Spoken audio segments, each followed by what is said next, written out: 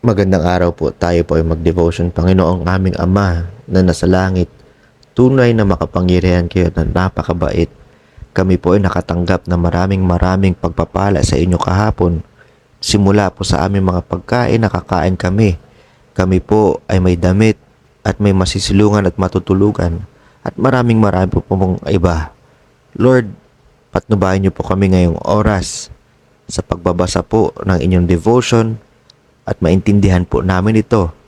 At hindi lang po iyon, isa puso namin, nanamnamin namin at maisagawa namin ang buong pagmamahal sa inyo para po Panginoon kayo ay maluwalhati namin. Lord, marami po salamat muli at pinapanalangin po namin ito sa ngalan ni Jesus. Amen. Ang makitid na pintuan, Part 1. Pumasok kayo sa makipot na pintuan sapagkat maluwang ang pintuan at maluwang ang daan na patungo sa kapahamakan at marami ang nagsisipasok doon. Sapagkat maliit ang pintuan at makipot ang daan na patungo sa buhay at kakaunti ang nakasusumpong nito. Ito po ay mababasa sa Matthew chapter 7 verse 13 to 14. Ang sermon sa bundok ni Jesus ay patungo sa apela na makikita sa 2 talatang ito. Narito ang kanyang panawagan sa mga tao na gumawa ng desisyon tungkol sa pagiging mamamayan ng kaharian ng Diyos at magmana ng buhay na walang hanggan o pananatiling mamamayan ng makasalanang mundong ito at tumanggap sa kapahamakan. Ang bawat tao sa kalaunan ay darating sa sangdaan na ito ng buhay kung saan kailangan niyang magpasya kung anong pintuan ang papasukin niya at kung aling daan ang susundan. Ang enter ay nasa mood na nangangailangan ng isang tiyak at tiyak na aksyon. Nakikiusap si Jesus sa mga tao na pumasok sa makipot na pintuan, ang pintuan ng Diyos, ang tanging pintuan na patungo sa buhay at sa langit. Sa buong sermon, inihambing ni Jesus ang kakitiran ng panloob na pamantayan ng katuwiran ng Diyos sa malawak at panlabas ng pamantayan ng tradisyong Hudyo. Ang landas patungo sa makitid na daan ng pamumuhay sa kaharian ay sa makipot na pintuan ng hari mismo. Ako ang daan at ang katotohanan at ang buhay.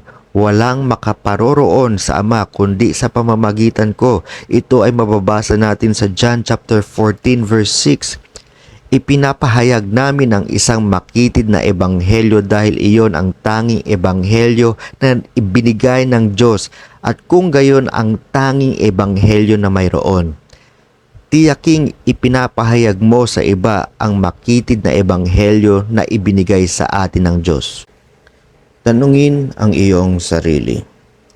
Hindi natin kailangang humingi ng tawad na ang daan patungo kay Kristo ay makitid at eksklusibo, sapagkat kung hindi dahil sa makitid na daan na ito, walang ng ibang pang daanan. Sikaping iwasan ang paglalahad ng ebanghelyo sa iba sa paraang humihingi tayo ng tawad, isang daanan na nagbibigay ng mas maraming pagpili at kagustuhan ng tao kaysa ipinahihintulot ng salita ng Diyos. Anyayahan sila sa tunay na ebanghelyo lamang.